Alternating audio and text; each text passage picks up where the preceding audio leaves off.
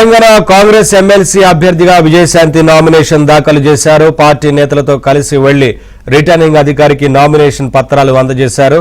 ఉద్యమ నాయకురాలకి అవకాశం దక్కినందుకు సంతోషంగా ఉందన్నారు. ఎమ్మెల్సీగా అవకాశం ఇచ్చిన పెద్దలకు ధన్యవాదాలు తెలిపిన విజయశాంతితో మా ప్రతినిధి Siddhartha face to face. Congress MLC అభ్యర్థులు మనతో ఉన్నారు, వాళ్ళతో మాట్లాడారు. సార్, ఎట్లా చాలా సంవత్సరాల నిరీక్షణ తర్వాత ఒక ఫ్రూట్ఫుల్ కంక్లూజన్కి వచ్చింది మీ విషయంలో, ఎట్లా ఫీల్ అవుతుంది? సంతోషంగా ఉంది. కాంగ్రెస్ పార్టీ సగటు కార్యకర్తకు అధిష్టానము రాష్ట్ర పెద్దలు ఇచ్చిన ఒక బహుమతిగా భావిస్తున్నాం. మళ్ళీ తెలంగాణ పునర్నిర్మాణంలో మా యొక్క పాత్రను పెంచే బాధ్యత మాకు కాంగ్రెస్ పార్టీ ఇచ్చిందని మేము అందరం కూడా ఆశిస్తున్నాం. మేడం, మీరైతే మిరాకిల్ మొన్నటి వరకు చర్చలు లేరు, అనూహ్యంగా తెర మీదకి వచ్చారు, ఎట్లా ఫీల్ అవుతున్నారు? ఒక ఉద్యమ నాయకురాలుగా మేము కొట్లాడి తెచ్చుకున్న రాష్ట్రంలో ఇవాళ మాకు ఈ అవకాశం కల్పించింది మా కాంగ్రెస్ పార్టీ. అది మా సోనియా గాంధీ గారు, రాహుల్ గాంధీ గారు, మల్లికార్జున ఖార్గే గారు, తెలంగాణ ఇన్ఛార్జ్ మీనాక్షి నటరాజన్ గారు, ముఖ్యమంత్రి గారు మధు యాష్కి గారు, కేసీ వేణుగోపాల్ గారు. సో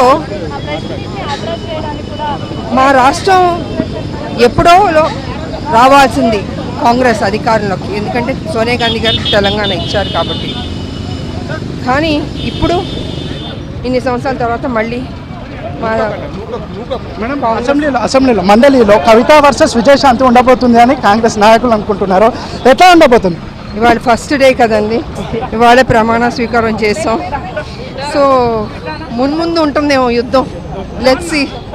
అంటే ఆమెమో బీసీ వాదాన్ని వినిపిస్తాను, బీసీల కోసం కొట్లాడతాను అని ఆమె చెప్తున్నారు.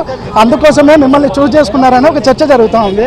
ఏమో దట్స్ హైకమాండ్, ముఖ్యమంత్రి గారు వాళ్ళ ఆలోచన ఏంటో నాకు తెలీదు. According to the party instruction నేను పనిచేయాలి. విస్తరణలో కూడా మీకు అవకాశం ఉంది అని ఒక చర్చ జరుగుతుంది. మీకు ఏమైనా అట్లాంటి హామీ ఇచ్చారు? ఏమోనండి, నాకు తెలియదు. ఇవాళ నాకు ఒక బాధ్యత ఇచ్చారు, ఒక ఉద్యోగం ఇచ్చారు పనిచేయమని.